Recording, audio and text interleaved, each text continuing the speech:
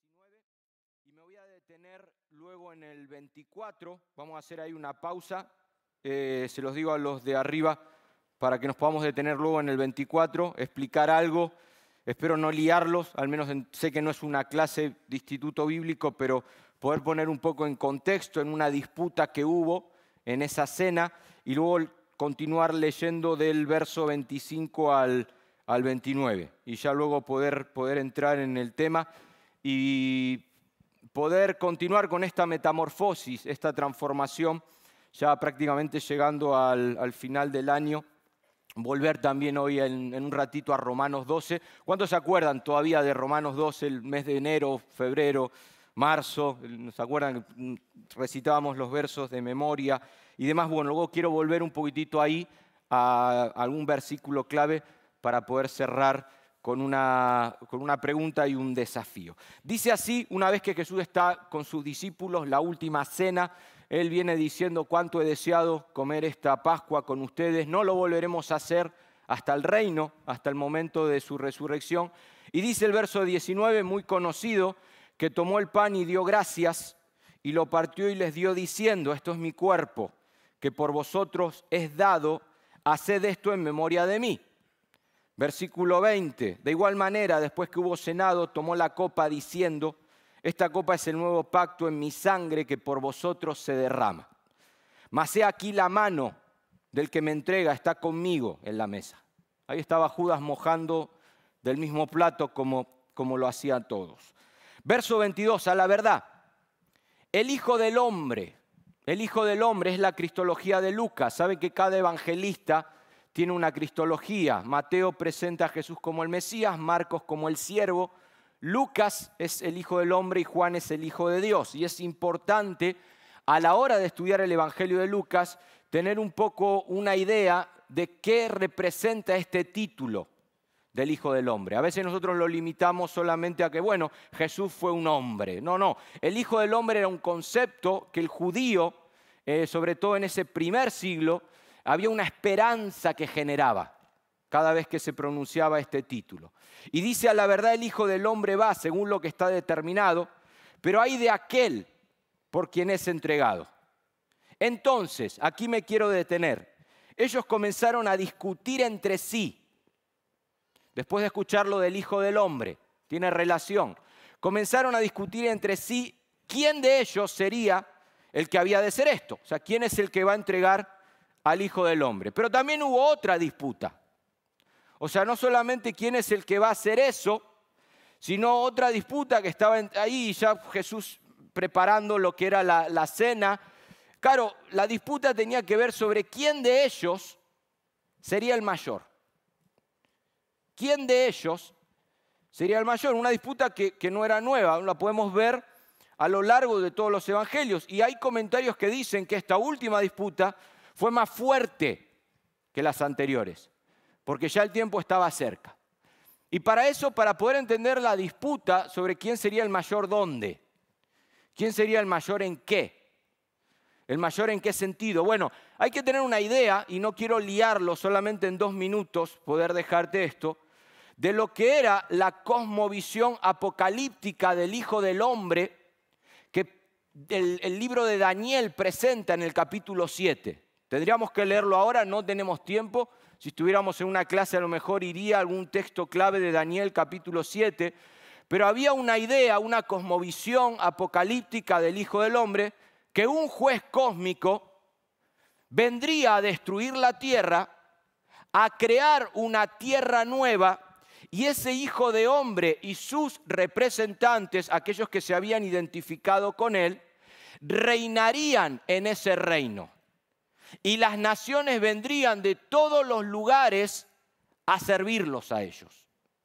Esa era la idea, un juez cósmico, una especie, la figura de Daniel. Saben que en Daniel capítulo 7 hay unas bestias que comienzan a aparecer como imperio y luego aparece un hijo de hombre. En el capítulo 2 es la piedra esa que golpea en la imagen. Y la idea era, bueno, ahora destruimos al malvado, creamos un mundo nuevo, un reino nuevo, y el Hijo del Hombre junto con sus súbditos reinan.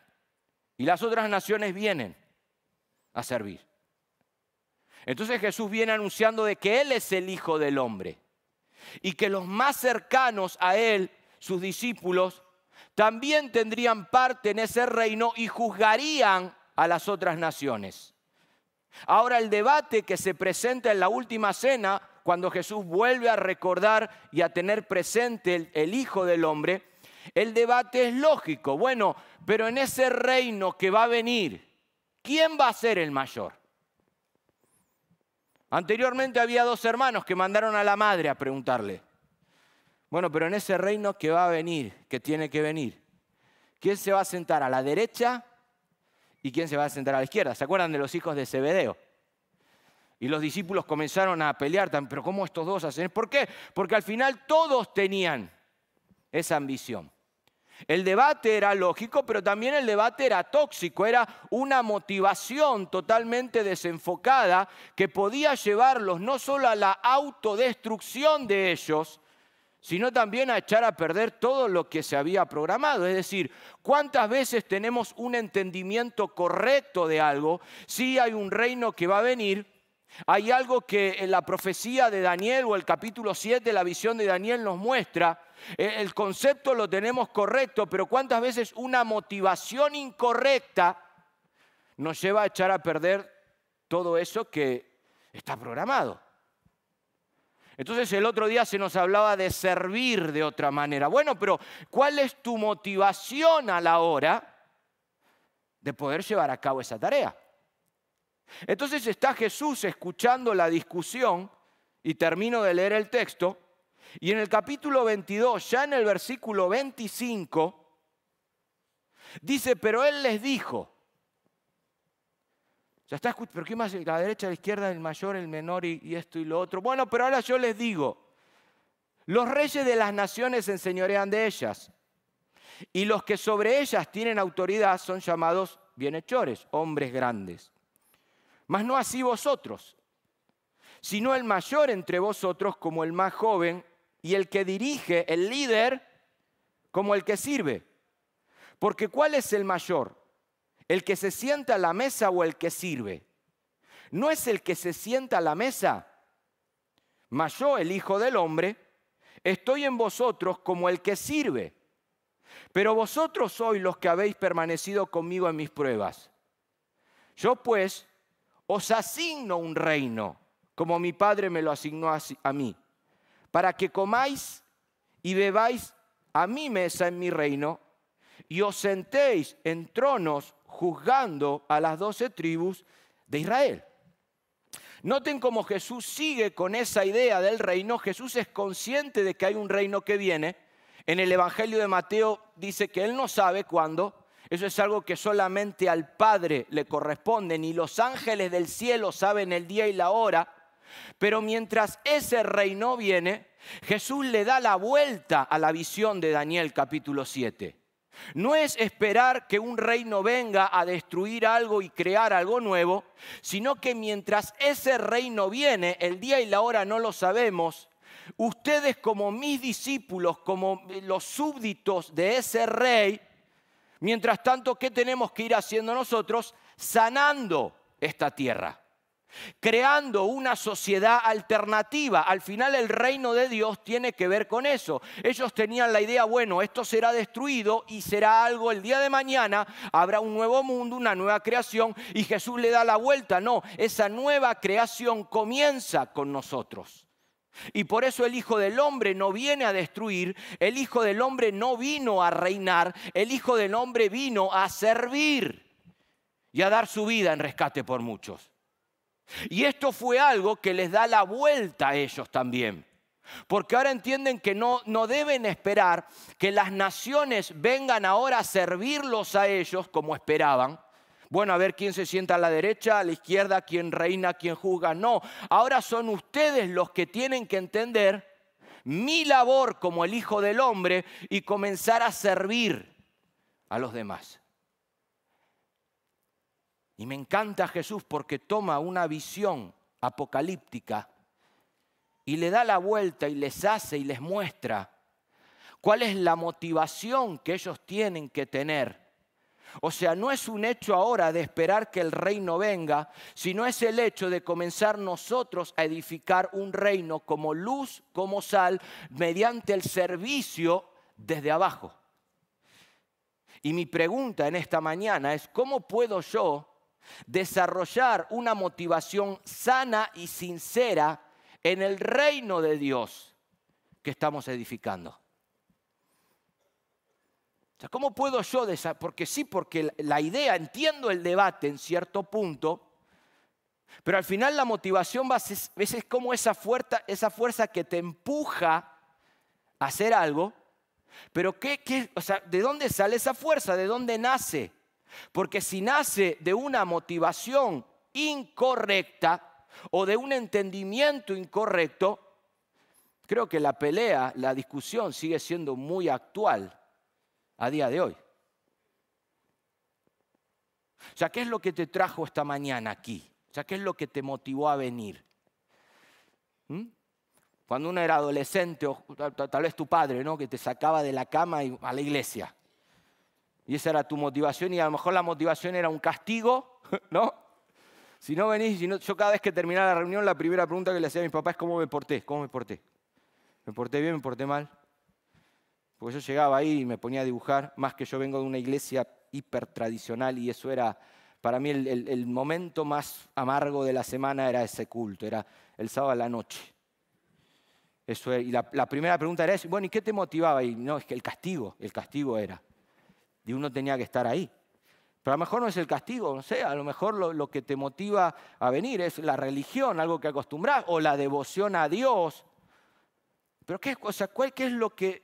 Porque al final yo encuentro en la Biblia también testimonios de reyes, de príncipes, de jueces, de apóstoles, con pasiones desordenadas, distorsionadas totalmente, que la tarea que tenían que hacer para ellos era clara.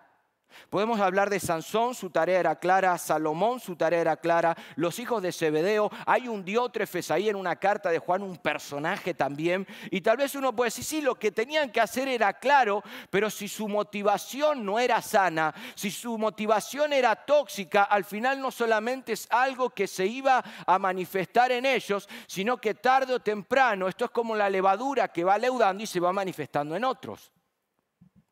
Y mi pregunta hoy con la que quiero terminar es, bueno, ¿cómo puedo desarrollar una motivación de verdad sincera, genuina? A veces pienso cuántos tormentos o malos tragos me hubiera evitado, cuántas expectativas que tenía y al final terminaron en nada. ¿Cómo me hubiera evitado eso si mi motivación hubiera sido sana, hubiera sido sincera, genuina? Una motivación que no nace de un corazón perverso y engañoso, sino una fuerza interior que nace ahora de Dios. Entonces yo quiero volver a Romanos capítulo 12, porque creo que la respuesta es fácil. Bueno, todos necesitamos esa transformación, esa metamorfosis, y tengo que examinar y evaluar mis motivaciones, mis intenciones.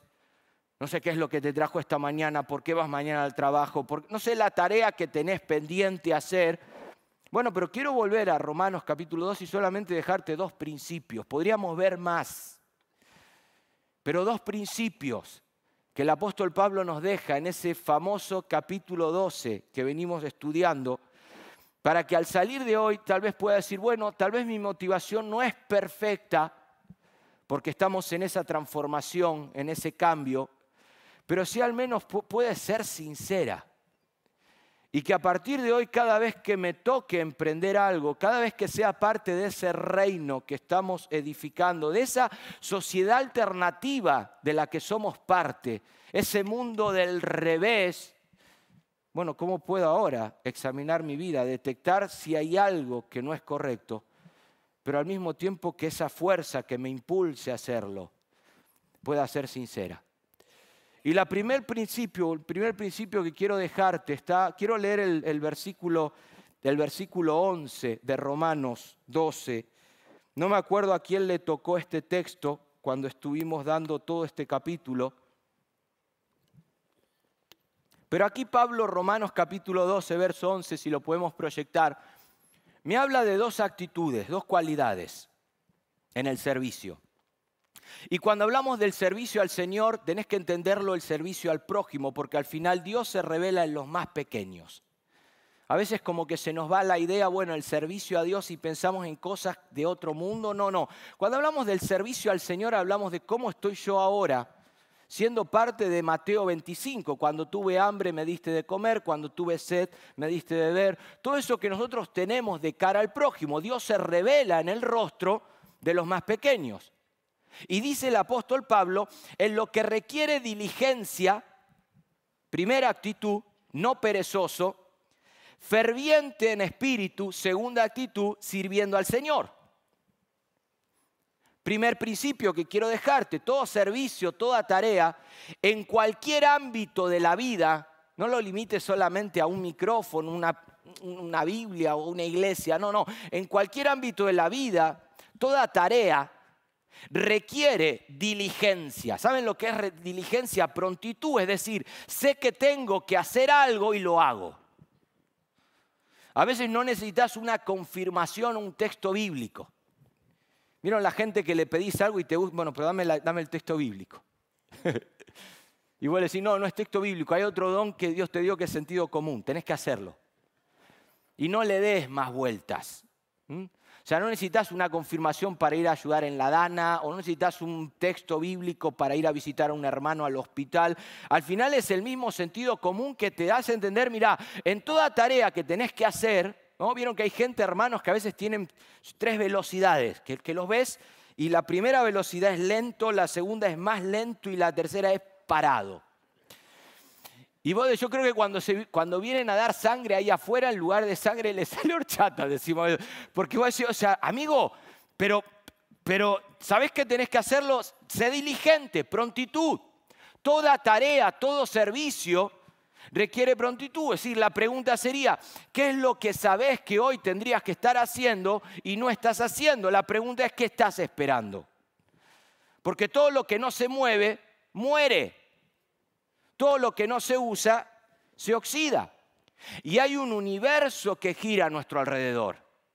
Y en ese universo, o sea, imagínate el sol si tuviera que estar esperando a alguien para poder salir. O imagínate fenómenos naturales que tendrían que depender del hombre para entonces poder llevar a cabo la tarea. No, hay un universo que sigue girando. Y cuando en nuestro propio universo nosotros somos rápidos, ágiles, no sé qué otro sinónimo poder usarte, es cuando somos capaces de llevar a cabo esa velocidad, esa prontitud para hacer algo, todo nuestro universo también comienza a girar. Y es ahí donde encontramos una iglesia, un reino activo. Cuando de repente hay alguien que toma la iniciativa y mueve a los demás. Y creo que es una cualidad que vamos aprendiendo cada día y que seguramente lo has hecho en más de una ocasión y no te diste cuenta que lo que dio fruto es que lo hiciste rápido, lo hiciste en el momento. O sea, el día que te casaste, ¿a cuánta gente moviste? ¿Sí? El día que tomaste la decisión de ir al altar. ¿No te das una idea de la cantidad de gente que moviste? Entonces ya comenzás a mover a tu familia. Comenzás a mover a los invitados, el catering, el fotógrafo, la agencia de viajes, el hotel, el modista, el encargado de la decoración, esto. Y comenzás a ver, y todo eso hiciste, sí, por una decisión. Por eso Pablo te está diciendo, o sea, sé diligente y te lo aclara al lado. Por si no entendés la palabra diligente, Pablo dice, no perezosos. Y la pereza de la que habla ahí en griego es la palabra ogneo, es la misma palabra de la cual Jesús en Mateo 25, en ese texto que habla de poder servir a los más pequeños, la palabra ogneo es la misma palabra en ese contexto también de la parábola de los talentos, donde hubo un siervo malo y negligente que enterró el talento. La palabra negligente es la misma, no perezoso, ogneo. Y ahí está este hombre enterrando el talento y tal vez lo enterró por un tiempo. La Biblia no nos dice que lo enterró, no, lo enterró por un tiempo y luego vino el Señor y pasó lo que pasó. Pero a veces pasa eso, es alguien que sabe que tiene que hacer algo, hay un talento que tenés que invertir, pero primero lo entierro, espero maduro, a veces lo espiritualizamos, no, pero es que todavía necesito madurar, necesito aprender más, necesito esto y lo otro, y ahí está el talento y de repente algo que tendrías que estar haciendo, te entra ahí una especie del espíritu del Chavo del Ocho de Don Ramón. Qué inspiración era Don Ramón para nuestras vidas, ¿no? Cuando lo veíamos. Nadie quería ser Girafales o el otro, el Barriga emprendedor. No, nuestro modelo era, o sea, algún día quiero ser como Don Ramón. O el alma de Mr. Bean, no sé, este otro cómico que cuando veías la serie y le tocaba hacer algo, le empezaba a temblar todo el cuerpo. Y tenés el talento ahí enterrado, esperando ¿qué? Hay algo que tenés que hacer hoy, o sea, ese servicio, esa tarea. Sé diligente. O sea, yo me imagino un Jesús, porque a veces nosotros tenemos la idea del Jesús de Hollywood antiguo. El que comenzabas a ver la película de Jesús y te quedabas dormido en la bienaventuranza. ¿Te acordás o no? No llegabas a la pasión porque ya, o sea, lo escuchabas hablar a Jesús en la bienaventuranza y te quedabas ahí medio en el sillón y ya cuando comenzaba la pasión como que despertaba otra vez un poquito. Pero Jesús era de Galilea, Jesús era nazareno, de ahí venían los celotes. O sea, me imagino a Jesús cuando da los discursos, no en ese tono unísono, sino me imagino a Jesús diciéndole, mirá muchachos, acá hay algo que tenemos que hacer, acá hay un reino que tenemos que comenzar a edificar. Por favor, no vivan en stand-by. En palabras de Pablo, seamos diligentes y no perezosos. Ahora, una segunda cualidad, ferviente en espíritu. Es decir, no solamente es necesario que lo haga rápido, que lo haga hoy, y si estás necesitando una confirmación de parte de Dios para algo, te lo confirmo, hacelo hoy. Aquí está la palabra, hacelo. No, pero si me equivoco, no pasa nada, mañana el sol vuelve a salir. No, pero necesito más tiempo y necesito... No, lo que necesitas a lo mejor es un empujón, algo. Pero al mismo tiempo ese algo, hacelo con pasión. Ferviente en espíritu, sirviendo al Señor. Es decir, lo que vas a hacer siempre cuando hacemos algo con pasión, las cosas salen mejor. Y en ese servicio a Dios, ahora vamos a llegar a la motivación de todo esto, que es la clave. Pero primero quiero dejarte, Marco nos hablaba el otro día, otra manera de servir, una nueva manera de servir. Vamos a agregarle algo más, vamos a agregarle a esa manera de servir, hacerlo con prontitud. No, pero necesito primero terminar el discipulado, necesito terminar la escuela bíblica, necesito terminar esto, necesito terminar... Y a veces tenemos una lista de cosas de terminar, y hay cosas que podemos ir haciendo, pero a esas cosas también añadirle pasión. Me encanta Apolos, el que aparece en el libro de los Hechos. Porque era un predicador, dice, de espíritu fervoroso, pero que no entendía muchas cosas. Él había escuchado a Juan el Bautista, había tomado el mensaje de Juan y con espíritu fervoroso lo predicaba y luego tuvo que venir a Aquila y Priscila a decirle, no muchacho, mirá, no es tan así como entendiste a Juan, y comenzaron a encaminarlo. Pero el espíritu fervoroso lo tenía. Una vez escuché el testimonio de un ateo que siempre que un predicador venía a su ciudad iba a verlo. Y el vecino una vez le preguntó, sos ateo, no crees nada. ¿Por qué vas a escucharlo si no le crees? Y él dijo, no, yo a él no le creo, pero él sí cree lo que dice. Y solamente iba por eso, o sea, iba porque escuchaba. O sea, a mí me ha pasado en alguna clase, después de una clase, estás dando la clase y siempre ves el que se distrae, el que está prestando atención, siempre tenés ahí el que ves que no se está enterando de nada, pero también tenés por ahí el otro que está como no. Y una vez terminó esa clase y el de no vino a decirme, me dio un abrazo, gracias. Y a mí yo me quedé cuadrado porque digo, pero si estuviste en la clase, no. Y dice, no estoy de acuerdo, pero me gusta la pasión con la que enseñás, me dice. Y ahí fue cuando entendí que en el servicio a Dios, a veces no podemos hacer las cosas, estamos aprendiendo, pero cuando a esa diligencia le añadís ese espíritu fervoroso, amigo, ahí la cosa cambia.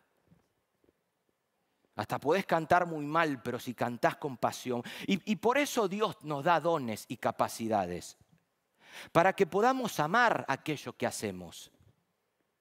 O sea, Dios reparte dones y cuando hablo de reparte dones, esas capacidades naturales que Dios te da, que uno luego la va perfeccionando. Y solemos dedicarnos, solemos pasar tiempo en aquellas cosas que amamos. ¿Y por qué las amamos? Porque nos salen bien. Si no nos saldrían bien, si no seríamos buenos en eso, a lo mejor probaríamos y buscaríamos otra cosa. Y Dios te capacita con los dones. De hecho, Dios nos da su Espíritu Santo para que podamos amarlo a Él. Porque por nosotros mismos no seríamos capaces. Entonces, cuando yo entiendo que en ese servicio a Dios, porque Pablo termina diciendo ahí, fervientes en espíritu sirviendo al Señor, bueno, pero para que ese espíritu sea sirviente, Dios te ha capacitado con dones. Y no podés tomarte el lujo de enterrar ese talento o de esperar. No, tenés que entender que es aquello que haces bien, amarlo y comenzar ahora a ser productivo en ese reino. Los que juegan al fútbol. ¿Por qué amás el fútbol? Cuando digo amar de jugar. Porque jugás bien. Si no te hubieras dedicado a otro deporte. Aunque siempre hay un tuercebortas por ahí, ¿no? Que uno, pero ¿por qué jugás? No, porque me lo paso bien. Generalmente uno hace algo cuando lo hace bien y ama aquello que hace bien. Mis papás me apuntaron de chico a clases de música, a piano. Y la profesora que me daba piano era una hermana de la iglesia, que tenía un hijo que era amigo mío. Y yo me acuerdo que llegaba a la clase de piano y me ponía ahí, me ponía las partituras y me decía, mira, esto y lo otro. Y se iba y me decía, practica. A los 5 minutos yo estaba en el patio jugando al fútbol con el hijo de la profesora. Estaba ahí. Sabía que volvía, entonces yo volvía y me sentaba en el piano. Me acuerdo. Y me acuerdo que estaba ahí y yo, claro, sudando la gota gorda, ¿no? ¿No? Mis padres son músicos frustrados, entonces querían que los hijos, tampoco los hijos, y tampoco creo que la siguiente generación. Pero yo, y me acuerdo ahí con la partitura y me decía, y me veía ahí sudando, y ¿cómo habrá estado? ¿No? Y bueno, y me decía, toca.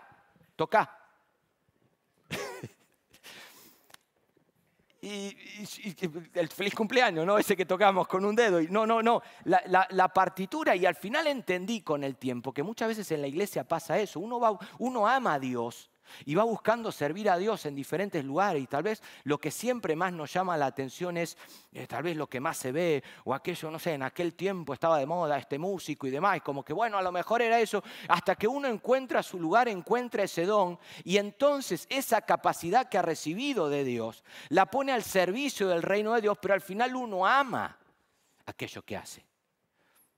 Y si no lo amás, a lo mejor el problema va más de raíz. Y no limites ese servicio a Dios, tal vez a una iglesia local. No, hay un mundo, hay una sociedad en la cual somos hijos de paz. Hay una visión universal donde a través de nuestra vida, de esa diligencia y de esa pasión, hay un reino que nosotros vamos edificando y como luz y como sal, el efecto de la justicia puede llegar a ser en ese lugar reposo, paz y seguridad. Así que 2 cualidades, ferviente en espíritu, segunda, primero, prontitud. O sea, pasión podríamos resumirlo en 2, prontitud y pasión, pero ahora acá está el punto donde quiero llegar. Qué importante es cuando esa pasión y esa prontitud nace de una motivación sincera y sana. Porque los celotes en tiempos de Jesús, claro que tenían ellos viven en un tiempo de opresión donde se les viene anunciando que el Hijo del Hombre va a venir, que va a destruir los imperios. Ya pasó Babilonia, ya pasó Medo-Persa, ya pasó Grecia, ahora está Roma y como que el reino no viene y nosotros aquí seguimos siendo el títere de otras naciones, siendo el reino de Dios. Y nace en el celote, anteriormente había sucedido con los macabeos y les había salido bien, habían recuperado el templo, la fiesta de Hanukkah, día de hoy, todo eso, pero nace en ellos ahora una idea, una motivación. Bueno, nosotros queremos ser libres, sí, pero tu motivación no es la correcta. Y fue una motivación destructiva, año 66 después de Cristo, una revuelta de los celotes, terminó en el año 70 con la destrucción de Jerusalén. Y nadie puede decir que esa gente no amaba a Dios, sí, pero hay una motivación en su servicio que no es buena, que es tóxica. El propio apóstol Pablo, nadie puede negar que era un hombre apasionado por lo que hacía, siendo aún fariseo. Él cuando escribe Filipenses capítulo 3, en cuanto al conocimiento era el más aventajado de todos, en cuanto al celo era perseguidor de la iglesia, había una pasión en él por perseguir a los cristianos. Él quería preservar la ley de una manera intacta. Ahora hay un grupo de seguidores de Jesús que están reinterpretando todo. Voy a perseguirlos, voy a matarlos, voy a seguir siendo irreprensible hasta que él tiene su encuentro con Dios camino a Damasco. Y yo me pregunto qué hubiera sido de la vida de Pablo si no hubiera tenido ese encuentro. O sea, ¿cuánta sangre podemos derramar en nombre de la religión? Sí, una tarea que parece noble, pero una motivación totalmente destructiva. Entonces, bueno, ¿cómo hago para que esa pasión y esa prontitud pueda ser sana y sincera? Bueno, y acá es volver a Romanos 12:2. Acá es volver al origen de todo. Necesito que esa prontitud y esa pasión, toda prontitud y toda pasión, Romanos capítulo 12, verso 2, hasta lo podríamos decir de memoria ya a día de hoy, pero quiero detenerme solamente en un punto. Necesito que esa pasión y esa prontitud sean ahora transformadas como mediante la renovación del entendimiento, dice Pablo. Todo el capítulo 12, de hecho, si lees todo el capítulo 12, no solamente habla de la prontitud, de la pasión, habla de un montón de puntos, de los dones, de la iglesia, del amor a Dios, del amor al prójimo. Bueno, al final, ¿sabes? Todo depende de la renovación del entendimiento. Y no está hablando de la mente, porque a veces pensamos, sí, entendimiento tiene que ver con la mente, pero Pablo no está hablando ahí, mira, necesitas cambiar la forma de pensar.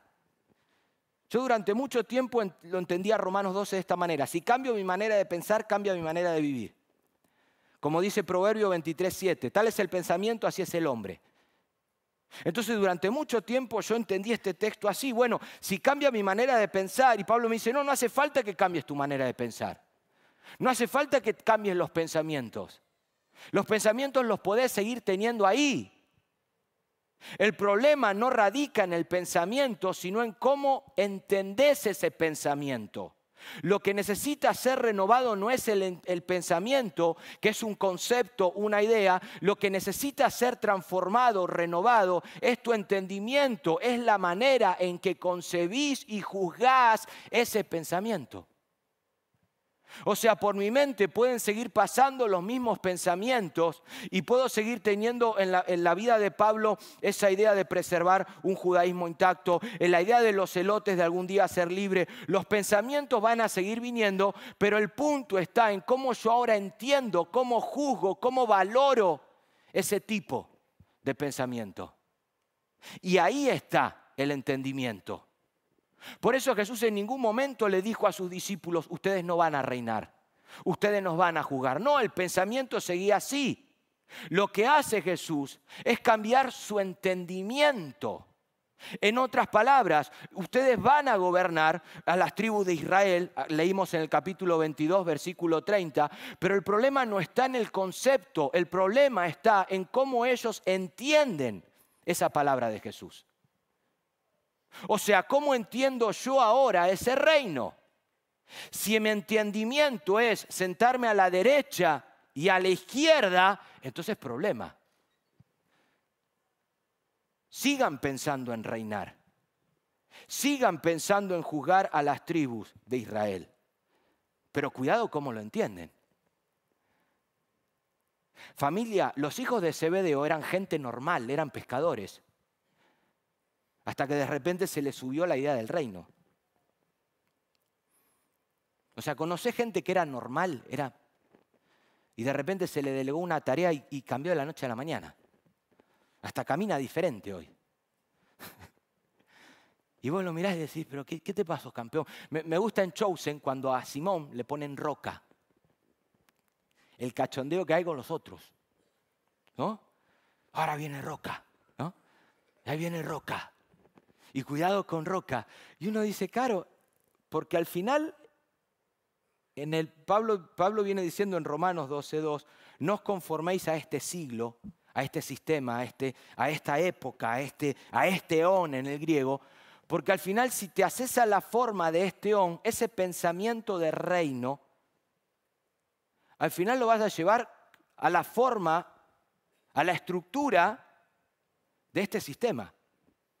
Y Jesús dice, los reyes de las naciones, en este sistema, los bienhechores, los grandes hombres, ¿cómo funcionan en este sistema? Los que dirigen, o sea, todo eso ¿cómo funciona? Al final, ¿cómo funciona? ¿El menor a quién sirve? A estos. O sea, ¿quién es el mayor? ¿El que se sienta a la mesa o el que sirve? Y Pablo dice, no te hagas, Romanos 12:2, no te hagas a ese sistema porque al final vas a querer, tu ambición va a ser llegar a reinar, llegar a ser el grande, llegar a ser el líder, ser el que se sienta a la mesa. Y al final Jesús dice, no, entre ustedes no puede ser así. Hay que renovar ese entendimiento. Y créanme que a los discípulos le costó, según el libro de los Hechos y según algunas cartas, porque al final todos somos parte de un éxodo y estamos en una transformación. Pero ¿cuánto les costó renovar, cambiar esa forma de pensar? Porque claro, de este lado del sol, en este mundo, en esta época, lo normal, vuelvo a repetir, es que el menor sirva al mayor. Y la idea que nos vende el mundo es trabaja duro, sé fiel, para algún día ser uno de esa lista. Yo he tenido oportunidad de escuchar algunas charlas, no sé si alguno ha escuchado estas charlas de TED alguna vez. Son charlas motivacionales y te vas a encontrar siempre el mismo patrón. Alguien que empezó de abajo y terminó en lo más alto. Un empresario que llevaba paquetes, pero hoy es dueño de una multinacional. ¿Y cuál es la idea que te quieren transmitir? Mirá, no importa dónde estés, quién seas, trabaja duro de abajo y algún día irás escalando posiciones. He traído un gráfico de una escalera, no sé si podemos verla, tienen que ir un poquitito para arriba. Me la salté en un punto, pero para que podamos graficar esto, ahí hay una escalera y la pregunta abajo es, ¿en qué escalón estás colocado hoy? Esto es muy motivacional, muy de coach, muy de este tipo de charla. Entonces, ahí está, uno dice no lo haré, otro dice no puedo hacerlo, otro dice quiero hacerlo, otro dice cómo hacerlo, otro dice trataré de hacerlo, otro dice puedo hacerlo. Bueno, otro, siempre es el mismo, pero en diferentes etapas, ¿no? Otro dice lo haré y arriba sí se puede. O sea, es como que el mismo empezó, no lo haré, no puedo hacerlo, quiero hacerlo, cómo hacerlo, trataré de hacerlo, puedo hacerlo, lo haré, sí se puede. Ahora, acá hay una pregunta que a mí me falta. A mí la pregunta que me falta es, bueno, ¿por qué hacerlo? O sea, ¿cuál es la motivación? ¿Qué es lo que te motiva a hacerlo? No, es un predicador también en el Instituto Bíblico donde nosotros estudiamos, nunca me lo voy a olvidar, porque él estaba predicando y en un momento de la predicación, bueno, claro, él presumía de que comenzó lavando baños en la iglesia. Y nos decía, nunca menosprecien la tarea que te deleguen en la iglesia, empiecen lavando baños. Y llegó un momento en la predicación que nos decía, yo estuve donde ustedes están hoy. Y claro, la idea era esa, la idea era ser fiel en las pequeñas cositas, con la ambición de ir escalando y el día de mañana, porque a veces tenemos esa idea de Jesús que aparece en el texto bíblico, el tema es cómo lo entendemos, cuando a esta parábola de los talentos, bueno, el que es fiel en lo poco, lo pondré en lo mucho. Ahora, la gran pregunta es, ¿qué es lo poco para Jesús y qué es lo mucho para Jesús? Porque mi pregunta es, o sea, ¿puedo llevar paquetes hoy sin necesidad de tener una ambición de algún día crear mi propia empresa multinacional? O sea, ¿puede nacer en mí la buena y sincera ambición de llevar un paquete o lavar el baño por el solo hecho de ayudar al prójimo a que tenga una vida mejor? Pregunta. ¿O tengo que lavar el baño pensando, ojo que vieron qué importante es entrar a un baño limpio, sobre todo en los lugares públicos? ¿Sí o no? Donde uno entra, yo a veces le digo a los estudiantes ahí en nuestro local, a los hombres, apunten bien, por favor. Por favor. Esto es de todos, cuidémoslo entre todos. Ahora es que como que uno llega y dice, pero puede ser que mi motivación simplemente sea querer ayudar a alguien, en lugar de una ambición de ser fieles porque ¿qué es lo más abajo y qué es lo más arriba? En la visión de Jesús hay un reino, pero nosotros no venimos con coronas. Somos un reino de sacerdotes con una toalla y un lebrillo. Esta es la visión que Jesús dejó. El Hijo del Hombre no vino con una corona. El Hijo del Hombre fue aquel que entendió que cuando estos estaban discutiendo a ver quién va a tener la corona más grande o a ver quién se va a sentar a la derecha o a la izquierda, al final esa idea ambiciosa que ellos tenían, eso necesita ser cambiado, necesito entenderlo de otra manera. Y por eso Pablo me dice en Romanos, salí del primer mundo, no te amoldes al primer mundo y ahora amoldate a ese nuevo eón, a esa nueva creación, a esa sociedad alternativa, donde tu entendimiento y la cosa en que yo concibo una tarea, ahora pueda ser renovada y transformada. Y si tengo que estar 80 años aquí en la tierra con una toalla y un lebrillo, porque entiendo que esa es la manera de poder ayudar a alguien y crear una sociedad mejor, no me vendas la idea de escalar.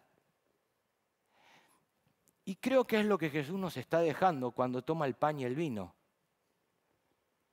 Él está en la última cena y el pan y el vino es la vida de Jesús que va a ser ahora entregada. Y creo que ahí tiene que nacer una motivación genuina. Cuando entiendo que el servicio que yo voy a hacer no es por posición, sino que ahora es un servicio por amor, porque ahí en el pan y el vino está la cruz. Y en la cruz, ¿qué es lo que yo veo? En la cruz yo veo el rechazo del mundo, pero la aceptación de Dios al hombre. En la cruz yo veo el vinagre, el odio del mundo hacia Dios, pero al mismo tiempo el agua que salió del costado de Jesús, que es vida para todos. Esa es la visión, ese es el modelo que el evangelista nos deja en la primera tentación que Jesús tuvo. Donde ahí aparece el tentador, y ustedes conocen la historia, convierte estas piedras en pan. El pan representa la vida. ¿Qué es lo que le está pidiendo? Jesús, renuncia a tu vida, renuncia a tu entrega. Que de alguna manera cuando Pedro comenzó a reconvenirle, y claro, el Hijo del Hombre tiene que padecer, tiene que sufrir, tiene que morir, y Pedro ahí comienza a reconvenirle. No, el Hijo del Hombre no puede llevar eso. Y ahí Jesús, ahí está la primera tentación. Apártate de mí, Satanás, porque el servicio que yo vengo a llevar a cabo no es un servicio que comienza de abajo para ir escalando, sino que es un servicio que comienza de abajo para ir sirviendo y ayudando al prójimo como ayudando a Dios. Y eso es lo que al final tenemos que llegar a entender. O sea, a veces tenemos que sacarnos la idea de que Jesús vino a la tierra para algún día resucitar y ser el rey de todo. No, Él ya era rey. O sea, a veces leemos Filipenses capítulo 2 como, bueno, y algún día toda rodilla se doblará. ¿Por qué? Porque Jesús vino, empezó de abajo. No, Él ya tenía la gloria. Y solamente vino por amor. Padre, glorifícame ahora en la misma gloria que ya tenía antes. Y es el punto que al final, si te pones a leer las diferentes iglesias del Nuevo Testamento, y hablo de las iglesias del Nuevo Testamento como podría hablarte de cualquier ámbito de la vida, al final es como que todos necesitamos luchar con esas fieras que tenemos dentro, que cuando se nos delega una tarea o queremos hacer algo con prontitud y pasión, y sabemos que lo hacemos bien, bueno, detenernos un momento y poder ver ahora, para evitar ser mal trago el día de mañana, bueno, ¿cuál es realmente la motivación? O sea, ¿cuál fue el problema en Corinto con la cena del Señor? El problema fue que no entendieron nada. O sea, seguían celebrando la cena, perfecto. Eso es lo que Jesús mandó, pero con un entendimiento totalmente distorsionado. La cena del Señor era el día donde todos comemos lo mismo, donde todos nos sentamos en la misma mesa, donde todos somos iguales. Pero había gente que no lo había entendido así. Y ustedes conocen la historia, lo hemos hablado en otras ocasiones. Se adelantaba y ¿qué es lo que estaba mostrando? Que no había en ellos una entrega. Lo que pasó en la última cena, en Lucas 22. El evangelista nos menciona a Judas sentado y mojando el mismo plato. Y Jesús permitiendo que moje el mismo plato para hacerle entender que donde hay amor y donde hay entrega, no hay traición y odio que triunfe. No sé si alguna vez te dolió que alguien te traicione en tu matrimonio, en tus amigos, en la iglesia, pero te traicionó. Pero lo que Jesús nos está mostrando ahí, mira, donde hay amor y donde hay una verdadera entrega, el texto dice que este es el pan que por vosotros he entregado. O sea, yo me doy.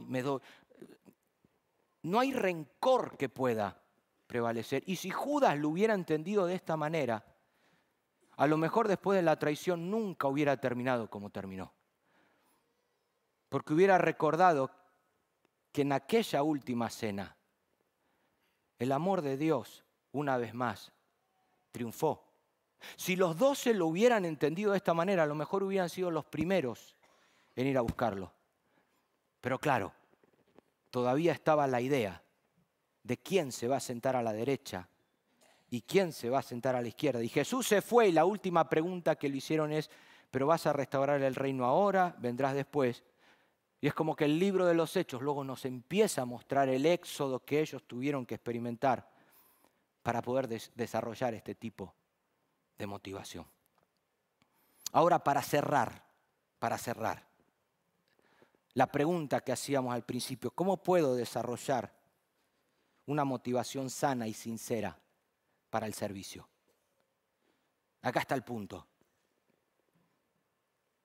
Porque al final la respuesta obvia sería, bueno, hay que renovar nuestro entendimiento. O sea, esos problemas con los cuales luchás es por cómo entendés a Dios, cómo entendés al prójimo y cómo entendés al mundo. Ahí está todo el problema. Y esas cosas buenas que te nacen dentro, ¿sabes por qué es? Por cómo entiendo a Dios, por cómo entiendo al prójimo y por cómo entiendo el mundo. Si algo está distorsionado, posiblemente es ahí donde aparezca ese tipo de luchas internas. Y creo que el mensaje hoy sigue siendo el mismo que en aquella última cena, donde en una ocasión ya Jesús había hablado del grano de trigo que cae en la tierra. Y ahí abajo de la tierra experimenta el silencio, la soledad, el sufrimiento. Ahí el grano de trigo es Jesús muriendo, experimentando ese tipo de fieras del desierto, esas tentaciones destructivas, esos imperios que Él vino a vencer, como cantábamos recién. Pero luego el grano de trigo es resucitando. O sea, muere en un eón, muere en un mundo para resucitar ahora en un nuevo mundo, en una nueva creación y dar fruto al 30, al 60, al 100 por uno, cada uno en su tiempo. Pero el punto está no en escalar, sino el punto está en procurar ser buena tierra. Y ahí tengo el ejemplo, el Hijo del Hombre, que luchó con esas fieras, pero cuando terminó la tentación, volvió en el poder del Espíritu. Y es ahí donde se produce la transformación. Te empecé preguntando hoy si los músicos quieren venir para orar. ¿Cuáles son esas cosas que sabés que tenés que hacer? A eso que tenés que hacer añadirle prontitud. A eso que tenés que hacer añadirle pasión. Pero eso que tenés que hacer, porque en esta mañana nos ponemos de pie y examinamos un poquito, hacemos autoexamen y si necesitas una nueva motivación, bueno, es un momento tal vez para orar y pedirle a Dios que nos sane, que nos permita nacer de nuevo. Generalmente invitamos a la izquierda a las personas que vienen por primera vez y necesitan oración y la idea es, bueno, ayudarte a que puedas experimentar el nuevo nacimiento, pero creo que hoy el llamado es para todos aquí a la izquierda. Y no les voy a pedir que todos vengan a la izquierda, pero necesitamos nacer de nuevo en muchas áreas. Que el grano de trigo caiga. Qué malo es el poder, de verdad. Qué mala es la ambición. Y cómo a veces la institución nos tienta a eso, ¿no? Un cargo, una tarea. Pescadores normales hasta que de repente algo dentro de ellos se despertó y no entendieron el mensaje principal. Y tal vez en esta mañana es identificar eso, identificar esa fiera y pedirle al Señor que nos sane, que nos haga buena tierra. Solamente de Él puede nacer la motivación genuina. Al final Jesús fue el único hombre normal que pisó esta tierra. Y si queremos aprender a tener motivaciones sanas, Él es el modelo, Él es el ejemplo. Señor, en esta mañana, gracias porque nos das la oportunidad de servirte, de vivir. Señor, nos das la posibilidad de ser sal y luz, de poder ser esos hijos de paz que donde van llevan tu palabra, tu mensaje. Pero al mismo tiempo reconozco que tal vez no hay una motivación genuina, que la ambición me ha podido, el poder me ha corrompido. Señor, las fieras me están destruyendo por dentro y es aquí hoy en esta mañana.